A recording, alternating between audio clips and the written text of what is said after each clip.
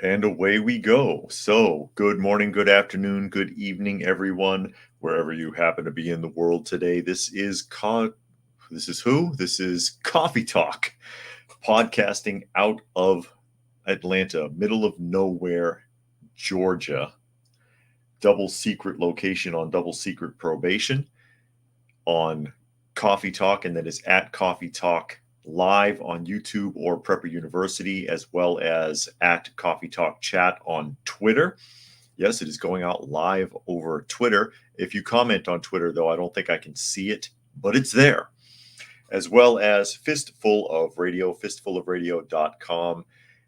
And you can find me there at 4 p.m. Eastern Standard Time, Monday through Thursday, and Friday at noon, as we get ready to discuss what is going on in the world today. What's going on in the world today besides Lazy Kitty here? You see Miss Granny Smith again joining me in the office, keeping me company.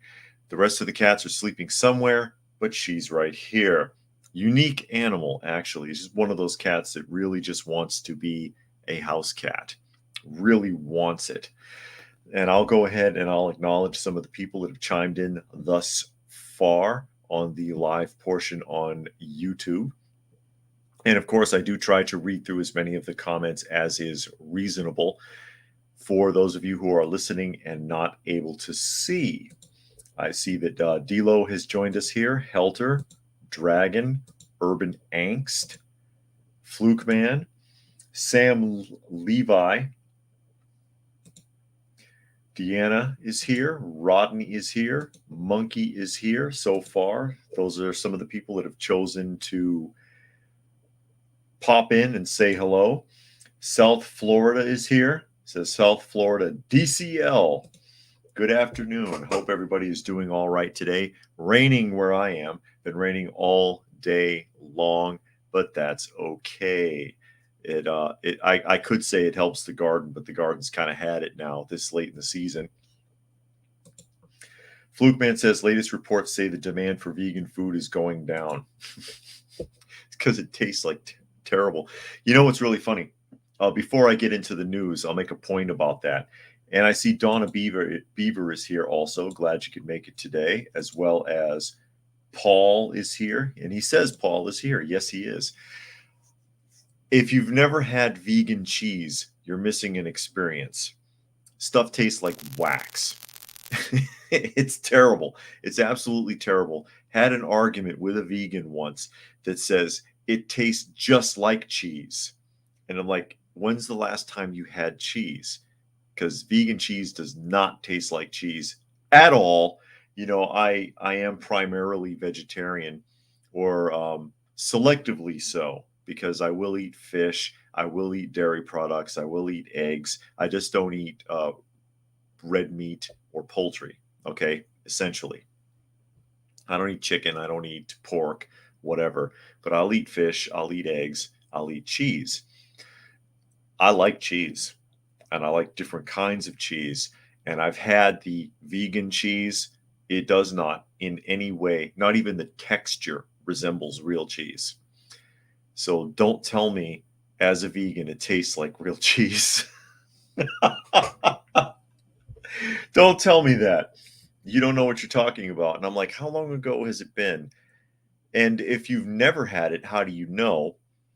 And if you're trying to avoid eating anything related to animal products, why do you want products that you think simulate the flavor? Just asking.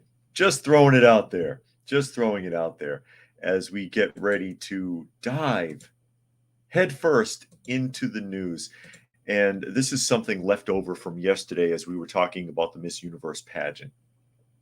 Miss Universe pageant just passed, and the woman who won had to beat out two dudes to get it. And the fact that they even got that far, and they said, oh, we allowed plus size models this year. They allowed plus size models because the dudes that they had, the transmogrified contestants, were too thick to look like females. That's all it was. And Bingo is here. Not much going on here, just picking up one more point. that came up in the discussion about the Miss Universe pageant, which is bankrupt, by the way. They filed for Chapter 11 bankruptcy protection just recently because the pageant is losing its shirt, or its bikini, as it were. And here you see from the insider, it says Miss Pakistan made a powerful statement during the Miss Universe swimsuit competition. And that is her burkini. I don't know how you swim in that, but that's her burkini. And there we go.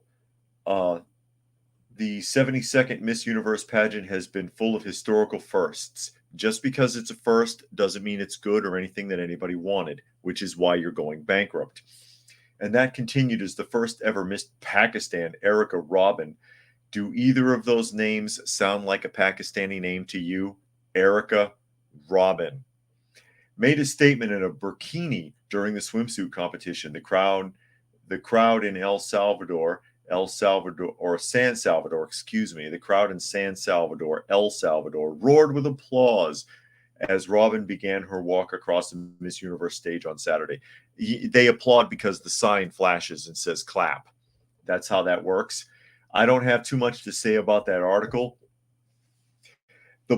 Except that they're bragging that she made a bold statement by wearing that potato sack on stage. Or a Snuggie. Actually, it looks like a Snuggie. Do you remember Snuggie? Who remembers Snuggies? She wore that, and her bold statement is, when I return to Pakistan, please don't kidnap me at the airport and burn me at the stake. That's the statement that she's actually making here. It hardly qualifies, I think, as the swimsuit competition. You can't swim in that. Show me the person that can swim in that bed sheet that she's wearing. No way. No way at all. And I see All People has joined us. Glad you could make it, All People. We're talking about the Miss Universe pageant.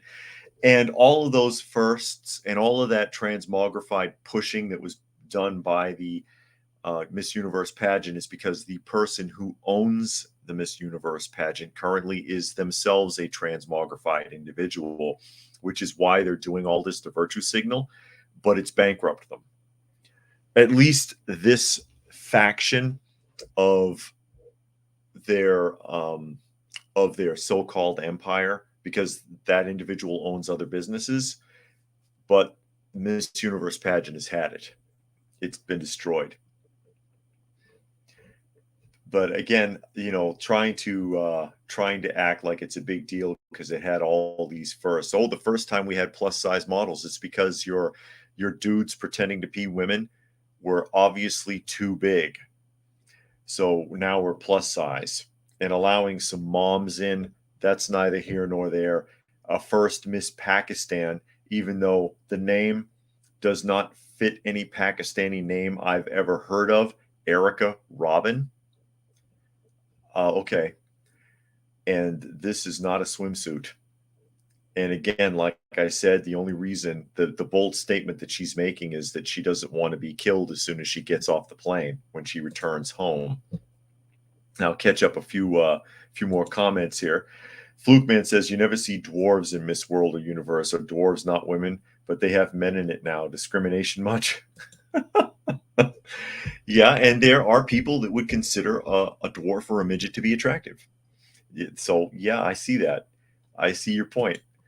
And Urban says the beauty pageant should team up with Bud Light for a final Hail Mary. Indeed.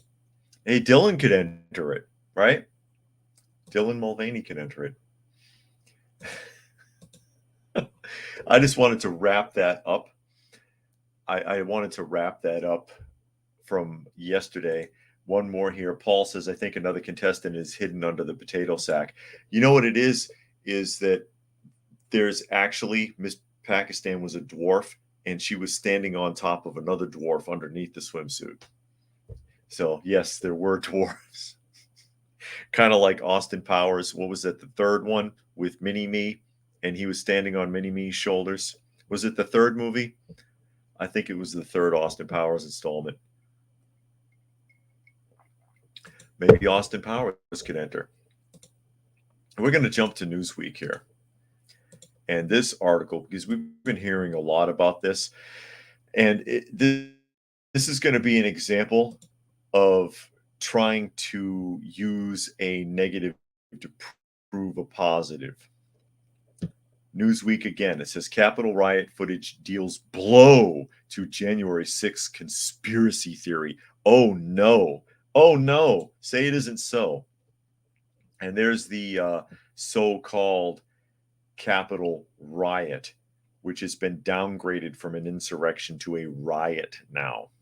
Riot. We can't call it a riot anymore now that they have the video footage. It says newly released video footage of the January 6, 2021 riot at the U.S. Capitol building dealt a blow to conspiracy theories alleging the involvement of federal agents. House Speaker Mike Johnson, a Louisiana Republican, last week released 90 hours of recordings from January 6 when supporters of former President Donald Trump violently protested the 2020 presidential election results in a failed attempt to block Congress from certifying President Joe Biden's Electoral College victory. Since that day, more than 1,000 people, including Trump, have been charged for their alleged role in the riot. Yeah, and some of those people have gotten insane, unjustified, lengthy prison sentences. Some conservatives have accused the Department of Justice of unfairly targeting alleged January 6 rioters for political purposes. I believe it, with some raising questions about whether federal agents may have been involved in organizing and inciting the unrest. Okay, conspiracy theorists point to one clip. They say proved federal agents were present at the riot. They've argued a video showed one rioter, Kevin Lyons, wearing one of Trump's signature "Make America Great Again" hats while flashing an official government identification badge at a camera. Skeptics, however, pointed out that Lyons was actually holding a vape, I guess a smoking pipe, not a government ID, pouring cold water on the theory. Several high-profile conservatives pushed the theory but were forced to backtrack amid criticism. And they go on and on. Mike Lee of Utah. I can't wait to ask FBI Director Christopher Wray about this act at our next oversight hearing. I predict that, as always, his answers will be 97% information free. Lee wrote in a post on X. I can agree with that statement also. This is the image in question. And you see this guy right here. That's Kevin Lyons, allegedly. And the accusation is he's flashing a badge here. But the argument is it's not actually a badge. It's a vape pipe. Okay? So the argument now being made that Newsweek is backing up, because you know how reliable Newsweek is nowadays. And according to this article, it says Kevin Lyons has been sentenced to 51 months in prison for his illegal activities on the Capitol on January 6th. Okay? He is not a police officer. He's not holding a badge. He's carrying a vape and a photograph and wallet stolen from Pelosi's office. What was stolen from Pelosi's office? A photograph and wallet stolen. Pelosi had a wallet sitting in her office and he stole it? Or did he steal the photograph? I wish they would be more specific. So the guy's sitting in jail for 51 months. So I assume if he's sitting in jail, I'm going to guess he's probably not in law enforcement. But the fact, I really wish those pop-up ads would stop. The fact that he is not a federal agent does not mean that there were not federal agents present. Their argument is, okay, he's not holding a badge. He's got a wallet and a vape pipe or something. So since he's not a Fed, there were no Feds. That's what they're suggesting. But the fact that they have focused on that person in this photo and can demonstrate that he is not from the Department of Justice or the FBI does not mean that there were not people from the Department of Justice or the FBI in those crowds. And there you go. I'll read a couple more comments here. Dragon says Tucker Carlson has had access to the January 6th footage for nearly a year. He hasn't shown the world through the videos that there was never a riot and that any trouble was caused by undercover FBI agents. Well, if they were undercover agents, you wouldn't know. Helter says it's obvious they didn't release the videos because they knew they would destroy the narrative they were crafting. It's clear what's going on, and it's dishonest to deny it. Thomas says, Guten Tag. Well, glad you could make it today, Thomas. Paul says, how much of a federal sentence must a person serve before parole is even possible? That is up to the parole board and the judge. What the minimum is, I'm not sure off the top of my head. It can change demographically as well, depending upon state and even county laws as well. And then Rodney says they're focusing on that one guy to build their pathetic debunking case. And like I said, I don't know if there were FBI agents or people from the Department of Justice there or not, or if they were, if they instigated anything or not. There's a lot of plausible arguments for it. But just because that one person wasn't in one of those organizations doesn't mean that there weren't people from those organizations there. It's a negative argument. It's a negative argument. Somebody thought he was holding a badge in the picture. And so that was thrown around. There's still a lot of questions about everything that went on that day, including so-called ghost buses, which, I'll look for an article on. I've heard that argument. Thomas says the government's a crime organization. Yeah, well, it's not a crime if you can make up a document that says that it's legal. And Boogers is here, as well as Anarchy from rural Minnesota. Not a bad place to be. But, we're going to jump to New York. We're going to jump to New York really quickly. There's a lot to be said about New York, especially with all the trouble that Mayor Adams is in. Because he just can't get anything right these days. He's in all kinds of trouble. This is from State of the Union. And it says, Democratic mayor urges wealthy residents to step up as the city crumbles. He's got another solution to the migrant crisis. And that's for wealthy people to pay more. New York City Mayor Eric Adams is seeking financial support from the city's wealthiest residents in order to address the financial strain caused by the ongoing migrant crisis. The city has announced significant budget cuts, including reducing police numbers, literally almost a third of their police department, actually. We've been talking about that. And slashing budgets in education and sanitation. Yeah, that's great. Well, I mean, if he cuts the budget in education, it won't make a difference because they're not learning shit anyways. But the sanitation is a big deal in a congested city like New York City. It really is. Garbage company goes on strike within a week. They've got 20-foot piles of trash on the street. Quote, "This is a moment where it's an all hands on deck moment," Adams said. We're back to that again, huh? The way it goes, New York goes, America goes, but I'm going to need you more than ever to support many of these organizations like PAL, Robin Hood Foundation, and others, he added. A moment where our philanthropic interests must align with some of the gaps in services that we are seeing today.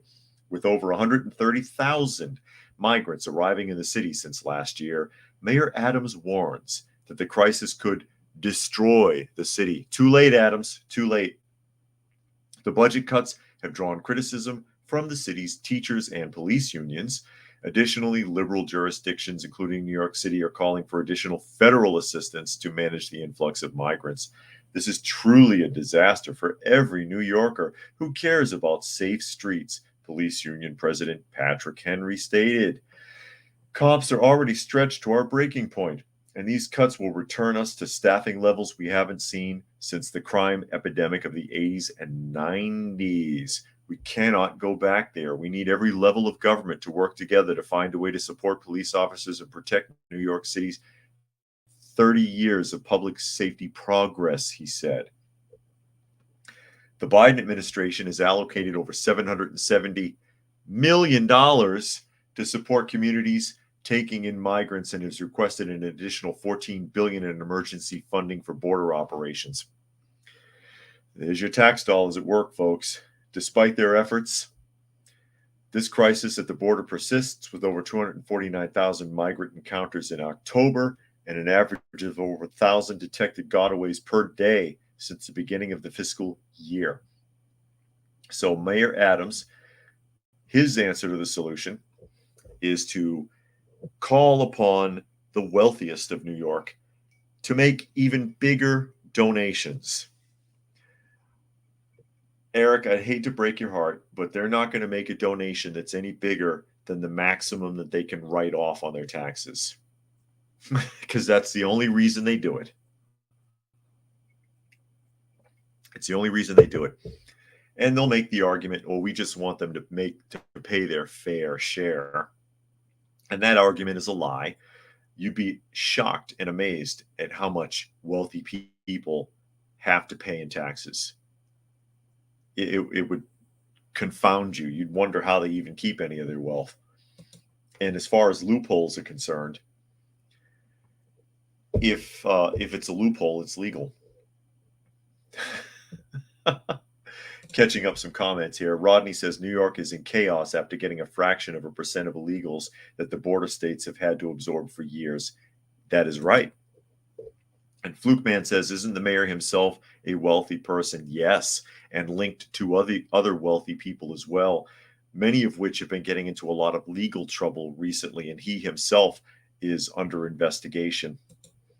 And Thomas says rats. He has pictures of rats. Is that New York's leadership? Bingo says this isn't even an argument anymore. Some of the feds that were in the crowd admitted to it in the J6 hearing. The committee covered it up and hid it from the media and people. Interesting. Urban says the wealthiest residents are probably too busy making preparations to divest from New York City, the city and the state, the country, except for Trump. Helter says New York City is screwed if Adams genuinely believes the wealthy New York City liberals will voluntarily give their money to subsidize his ruinous plans. And Bingo says, isn't it funny Biden called for the media to bash Trump more and help him out 2 weeks ago. Now last week and this week they have been nonstop attacking Trump. Funny how that works. And Thomas says, have you ever thought about why even Muslim countries don't want Muslim refugees? Yeah, they're refugees for a reason. Monkey says, owning a business in New York City is a nightmare even after you move. And Adams says, Dragon says, Adams caused the problem. He has to make his own bed and lie in it. No, he's going to make it someone else's problem because it's easy to spend someone else's money. It's just tax money after all. He doesn't even have to be responsible for it. He doesn't have to be transparent with it. No lawmaker really, truly does. They just take your money, spend it. If you don't like it, you get your 3 minutes in front of the town council or committee where you can gripe and they can ignore you and then throw you out of the room. Monkey says Louis Rossman still had to deal with New York City fees and shit after moving to Austin, Texas. And Monkey says, and good luck even calling New York State, they're useless. Monkey said Louis moved his business to Austin and still gets mail from New York City despite not living there anymore. Because they don't let go. They don't let go. But again, I mean, he created the problem. He mocked other states for their situation, and then not even, again, a fraction of their situation he can't handle, and he's screaming for money, screaming for aid. He cuts the police, he cuts schools, he cuts sanitation, he cuts school security, begs for money from the federal government, which he's getting. What's he going to do with that money? Is he going to spend it on migrants? He isn't. You want to know what he's going to spend it on? I'm going to show you. You'll love this one. If it'll open. And this comes from the Messenger. That's the article. As New York City shutters libraries on the weekends. Yeah, they're closing the libraries too. Police will be spending $400 million on a new encrypted radio system. There you go.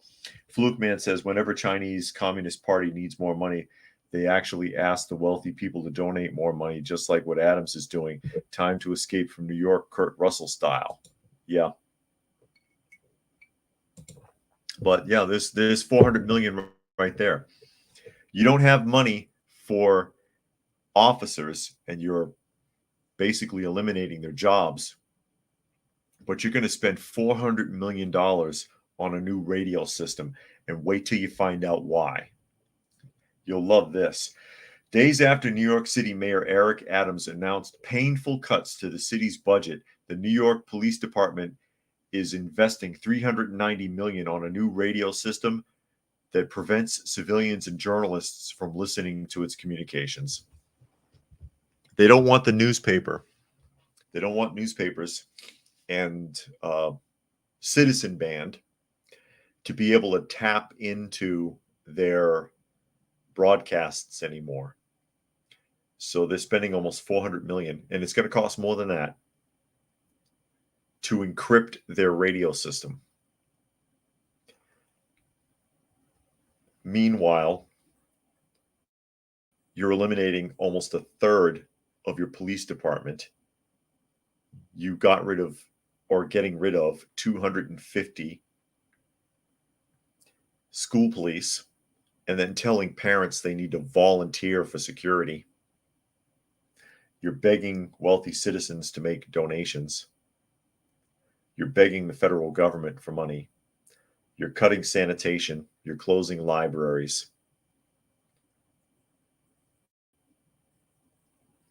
But you're going to spend $400 million so that reporters can't eavesdrop on your radio. The new radio encryption technology will reverse a nearly century-old tradition, as radio channels in New York have been accessible to the public since 1932. Critics say the investment is unnecessary, especially at a time when Adams plans to cut about 5% of the city government spending, including closing public libraries on weekends in order to reallocate some of those funds for the migrant crisis. The city also plans to slash nearly $550 million from its education department and remove trash cans off the streets. Oh, so just throw your litter in the gutter. Then you can pretend you're in San Francisco. Some branches of the city's public library system are already closing on Sundays due to budget cuts. The New York Police Department and the fire department, because they're cutting fire department funding and cutting out those jobs as well, which is far more critical than the police. The New York Police Department is one of only 3 city agencies that won't be touched by the cost-cutting measures, according to the New York Daily News. That's incorrect. That's incorrect, because they are eliminating jobs from the police department. So catching up here a little bit here. Thomas says he's going to China. Good luck. Helter says there's a good, they don't like migrants in China. You're likely to get shot. Helter says there's a good argument to be made that if New York PD radio should be hidden from crooks, but we don't live in that world. We live in a world where the PD are crooks and they're not trustworthy. And Frankie says, sounds like the perfect dystopian city. Well, you know, they make that argument that they don't, you know, you can make that argument that you want it to be encrypted so that criminals can't listen in on the bands. But then neither can anyone else that might hold you accountable if you did something wrong. Dragon says the funny thing is new digital scanners that break the encryption will be made available within a few weeks. And Monkey says the suburban city I'm in is nice and clean and has little crime, but they have a stupid DEI city council committee. And Monkey says China is getting more strict with not even letting people out. Well, they sure managing to cross the southern border. We've had more Chinese nationals cross the southern border since the onset of the Biden administration than in all of its history. We've talked about that several times off and on in the last few weeks. Again, for those of you who may not have heard about that, since nearly in the month of October, nearly 7,000 Chinese immigrants crossed that border that they know of. From the onset of the Biden administration to October, about 24,000 that they processed. And that's more than had crossed that border in almost 20 years.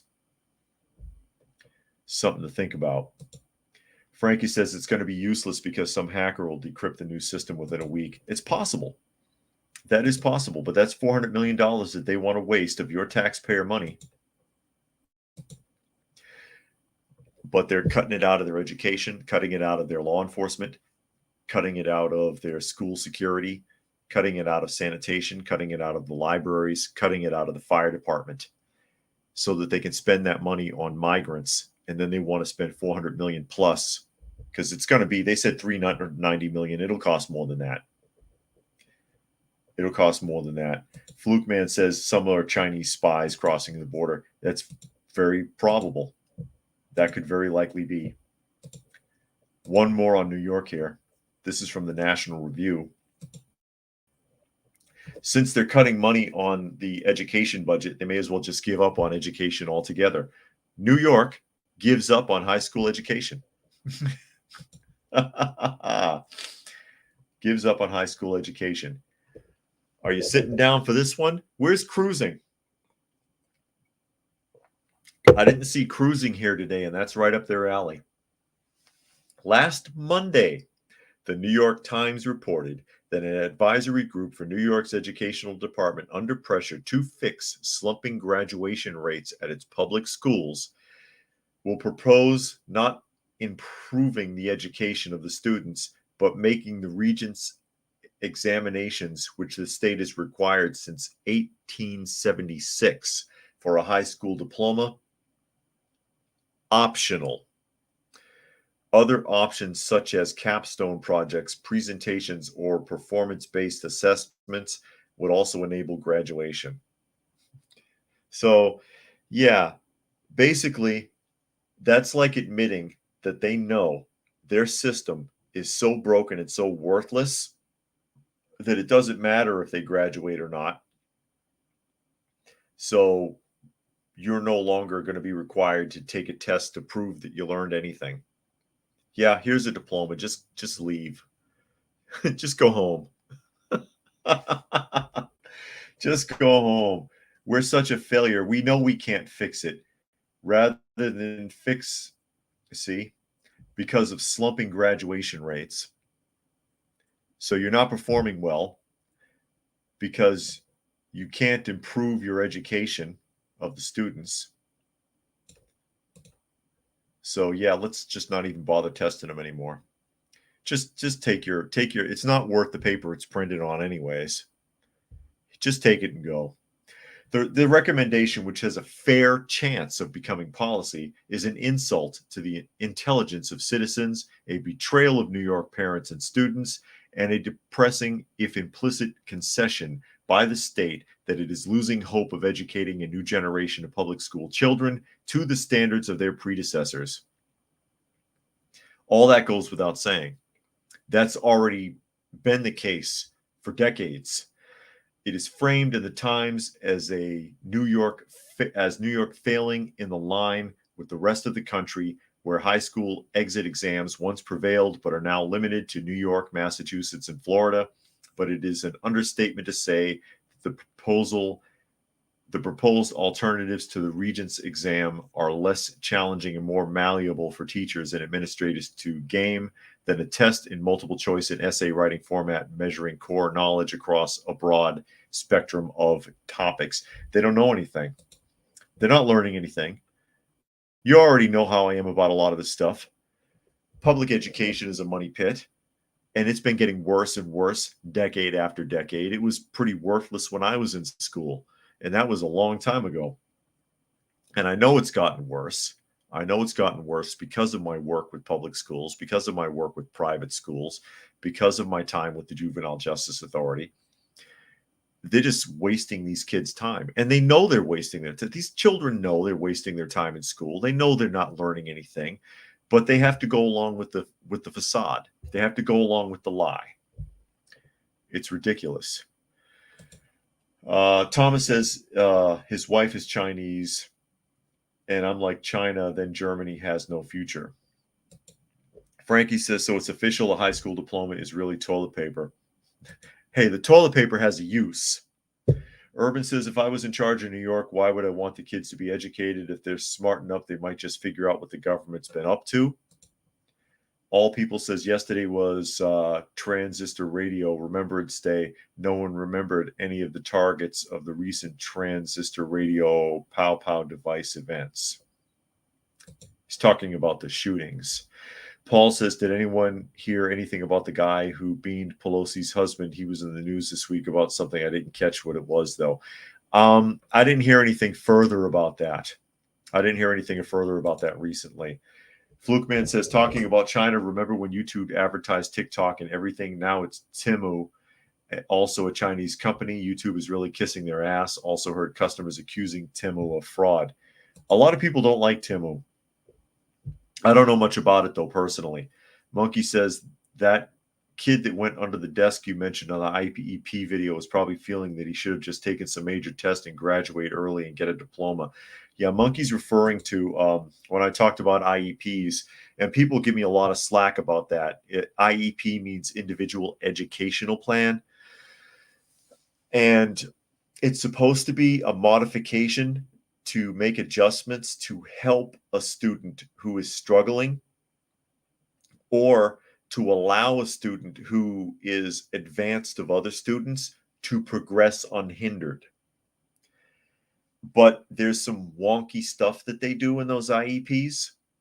And the example that I gave that he's referring to is, and this was in Capital City School in Topeka, which most of the students there are court ordered to go to school. It's like a jail school, basically. And the kid had an IEP. In his IEP, it said that if he's anxious or uncomfortable, he can sit under his desk. That kid never left from under his desk. He was under his desk all damn day. That's all he did. And in that same classroom, there was another kid with an IEP that said that he could use foul language up to 24 times in a day, but no more. And guess how many times a day he would cuss? Guess how many times? The IEPs are worthless. It's part of the money pit, because if a child has an IEP, whether it's positive or negative, or whether it makes sense or not, it's more federal money for the school. Thomas says, but you can dance your name with the diploma. Yeah. You're hanging on the wall. I'm so proud. I passed. Who hangs up their high school diploma? Who cares? You can get a GED. It's the same difference. Actually, the GED is probably harder. All People says, letting a pass-fail grading system replace the GPA grading system at the demand of post-1965 migrants and their offspring, so equity could replace equality. What a very stupid decision. Yeah, but I mean, they don't want to fix that system. And we've talked about that plenty of times. The public education system is a huge pet peeve of mine. I really wish everybody could homeschool their children, or at the very least use a private school as opposed to public school. Public school is the worst option, in my opinion. All they do is waste your money. The kids aren't learning anything. It's a hostile environment for them. They know they're wasting their time. They're forced to go anyways. It's like a job that they hate. And they get really little, if anything, out of it. Not even a good experience. And in my experience, and I went to school when it wasn't nearly as bad as this, is a complete blur. I don't remember anything. Just a piece of this, a piece of that, mostly negative. I remember some fights, some other stuff. Nothing positive came out of my public school experience. And I don't see anything positive coming out of anyone else's. It's a complete waste of time. And in order to fix it, it would have to start from scratch. You'd have to start at Head Start and then each year change the next grade up. So you'd start Head Start, then the year after that, K1, K2, first grade, second grade, and so on, so that each group would migrate into the next setting. Because if you just change the whole system at once, probably 75% of your students from the 12th grade working backwards would go all to shit because they wouldn't be able to handle the changes. You'd have to change it 1 year at a time, but nobody is going to sit there and agree to a 15-year process for change. It won't happen. Frankie says school is nothing but a daycare so parents can work and keep paying taxes. Essentially, it keeps the kids off the streets, and they don't even have the decency to tell you that that's all it is. But since we're on the East Coast, we'll pop from New York over to Massachusetts really quickly here. My hometown. I grew up in Massachusetts. Nothing to brag about, really. And see what's going on there really quickly. This comes from the Messenger. I had a couple from the Messenger today, didn't I? Sleeping in conference rooms is Massachusetts' latest solution for migrant crisis as the temperatures plummet.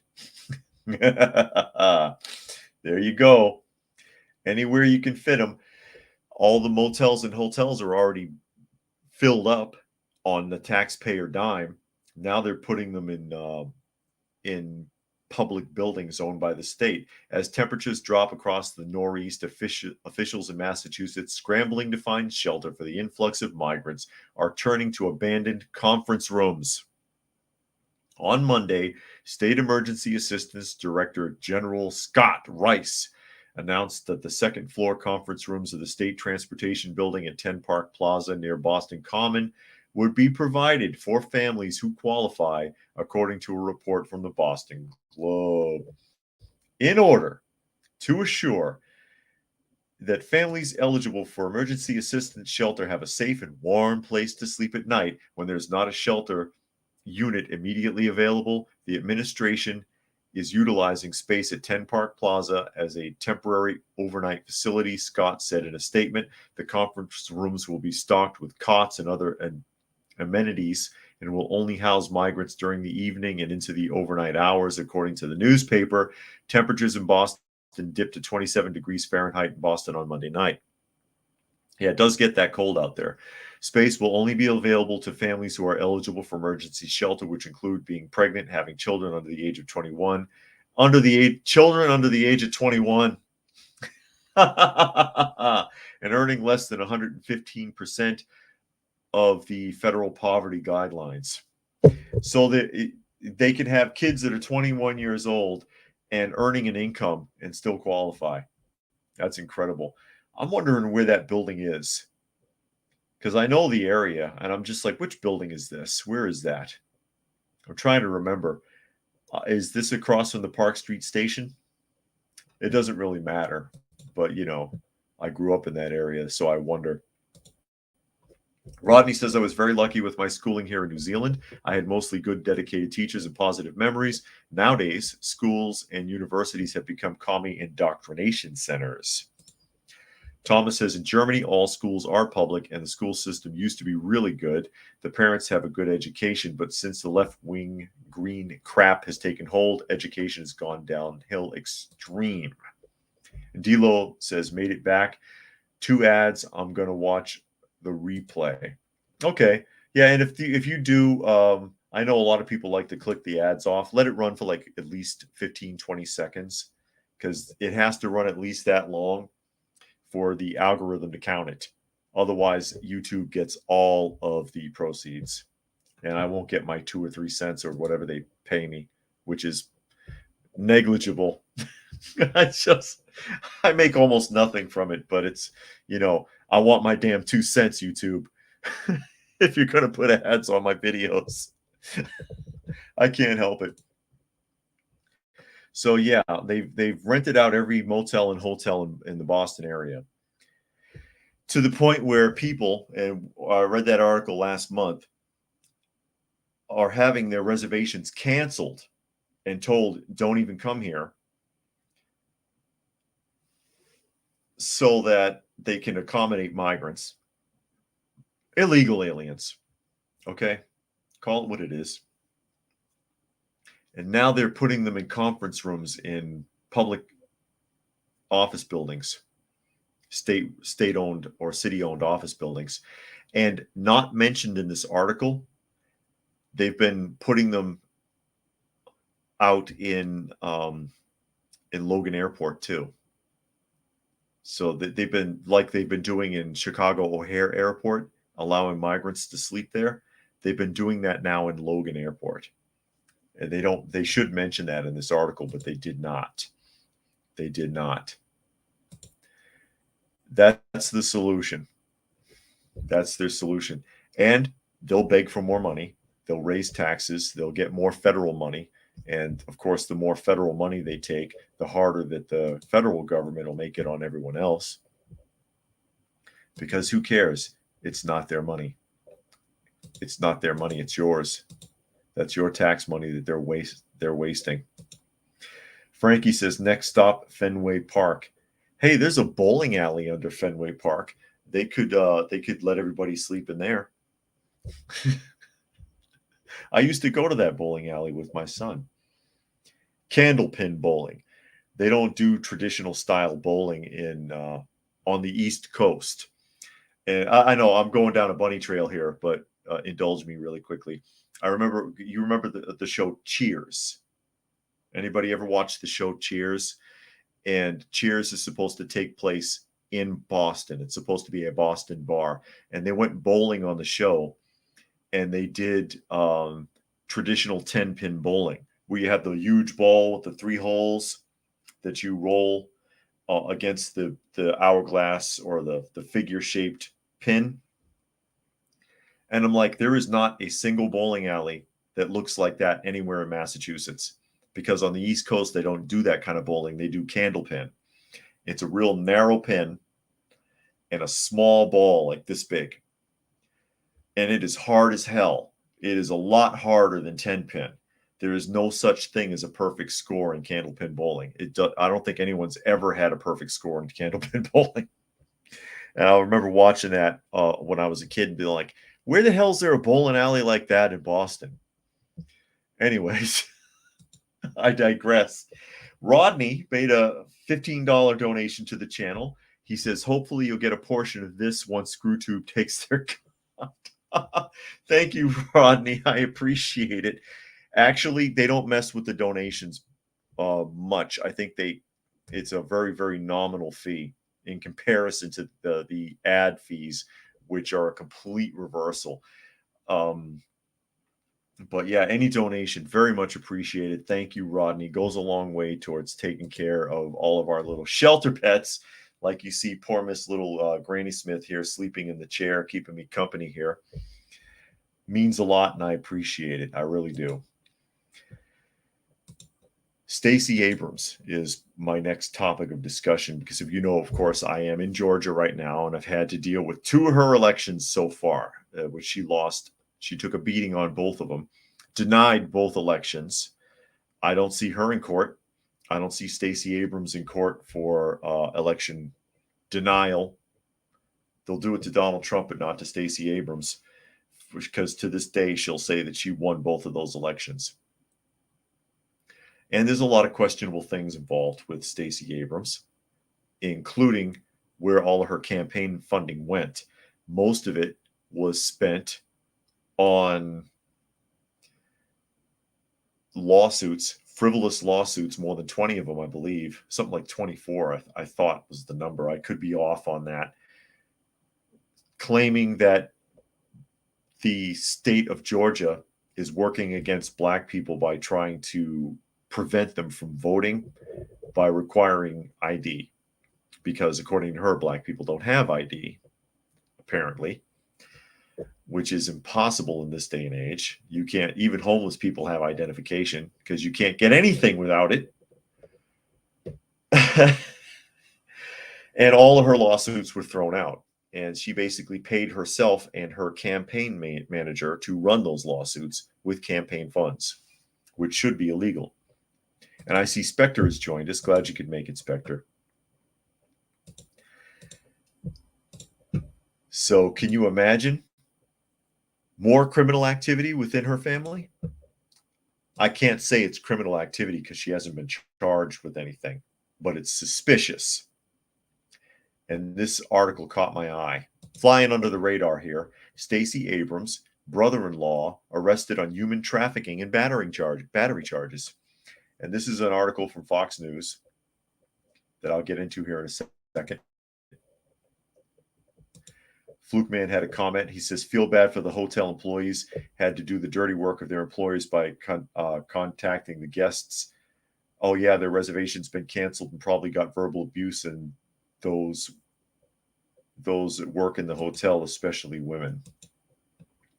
Oh, yeah, I would hate to have to be the guy that needed to call around and say, hey, listen, we got to cancel your hotel reservation. And that's a big deal, too, in Foxborough because the Army-Navy game is going to be played there.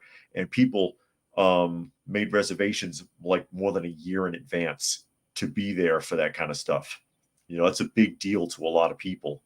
And it's like, oh, no, sorry. I know you made your reservation 10, 11 months ago, but we got to cancel it because there's 46 Venezuelans sleeping in your hotel room.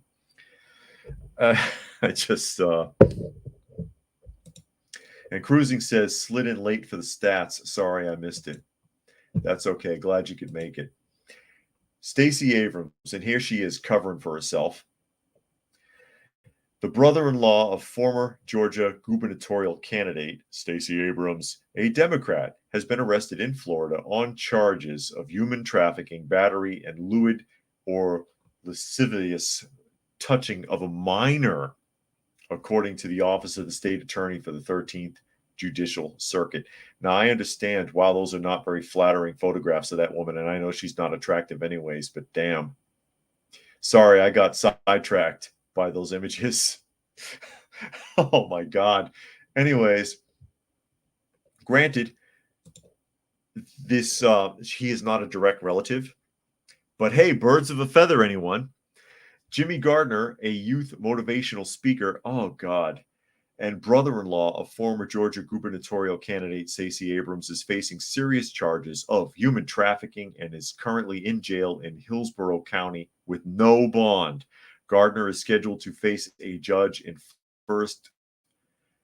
first court appearance in Tampa tomorrow, the office said, a Friday press release. Again, this is flying right under the radar. You're not finding this article in the regular news. Tampa police stated that the incident occurred early Friday morning at the Renaissance Hotel at International Plaza when 57-year-old Jimmy Gardner allegedly engaged in sexual act with a 16-year-old girl before assaulting her during an altercation. That's him. And there's Stacy. Gardner allegedly met the minor at 1:43 a.m. and invited her into his hotel room, which she accepted before offering to pay her for sex. I don't know if that counts as human trafficking so much as solicitation of a minor. But yeah, I guess, they'll charge them with whatever they can because that's how law enforcement works. The victim initially agreed, but later told Gardner she no longer wanted to engage, and he became angry, police said. Gardner advised the victim that she needed to leave his hotel room. The two got involved in a verbal altercation that escalated to a physical dispute after Gardner placed his hands around the victim's neck, impeding her breathing. After the dispute, Gardner left the hotel room and the victim called 911. Police said they found the victim at the scene when they arrived. Gardner had already left the hotel. He later turned himself into the Tampa Police District 1 office and was charged with human trafficking, lewd and lascivious touching of certain minors, and battery. And again, I don't agree with the human trafficking because he didn't kidnap her. But he did solicit a minor. Gardner is the husband of U.S. District Court Judge Leslie Abrams Gardner. That's the icing on the cake. I love it. That's Abrams' sister, who was appointed by former President Barack Obama in 2014 before being unanimously confirmed by the Senate. Oh, I love it. That's perfect. That is perfect. I love it. Let me catch up some comments here. Monkey says, is it the human mind to get very, very risky with stuff once you get in power or are in a little clique? I guess so, but that, the more you get exposed to something, the more desensitized you are to it, unfortunately. I would like to think that if, I was a senator or something like that, I think I would be more and more hard-headed because I would want to resist even further. But some people, who knows? Some people, maybe the type of people that crave that kind of power always had that in them. And then all bets are off once they start throwing their authority around. You know what I mean? I think it's interesting that Gardner is a professional youth motivational speaker. So he works with kids. He's married to a district court judge that was appointed by Barack Obama and is connected to Stacy Abrams through marriage.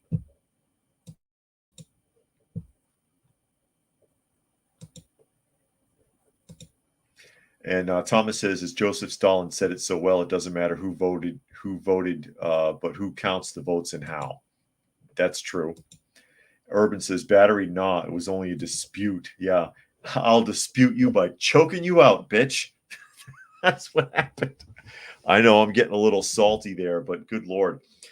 I mean, he solicited her. She agreed. Something didn't feel right. She changed her mind. Okay, get out. Go on. And I don't know what the age of consent is in Georgia. I'm not sure, actually, quite frankly. Let me look that up real quick.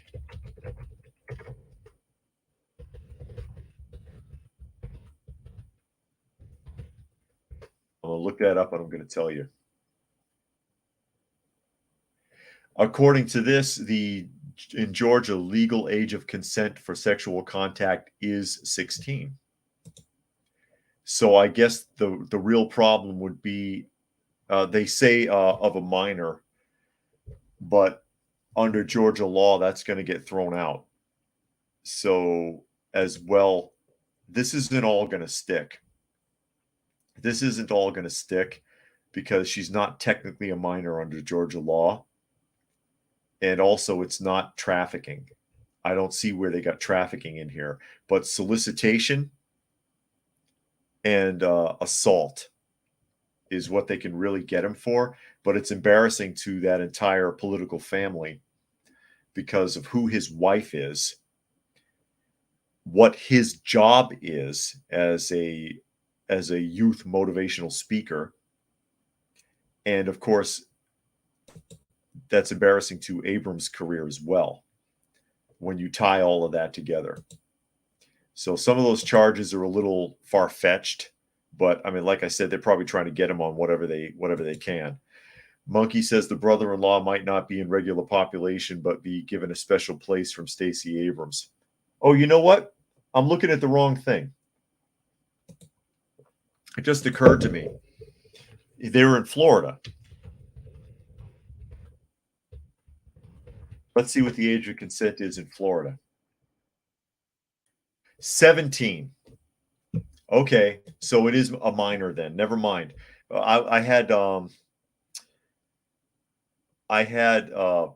in my mind, Georgia, of course, because of Stacy Abrams, but that happened in Florida. So the age of consent is 17, so that can stick, solicitation of a minor. Last comment, it says, Monkey says the brother-in-law might not be in regular population, but be given a special place from from a Stacy Abrams bribe or from her sister being a district court judge. I'm sure she can make special arrangements for him.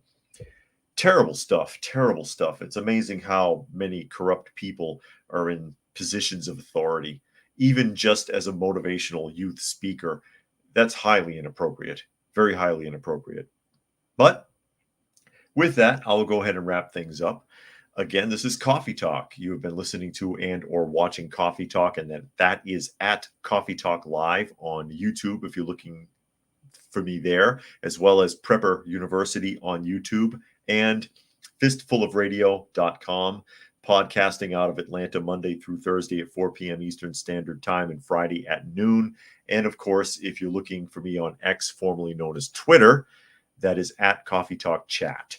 And special thanks again to Rodney, who made a $15 donation to the channel. Very much appreciated. Goes a long way towards helping to take care of our strays, our shelter pets, if you will.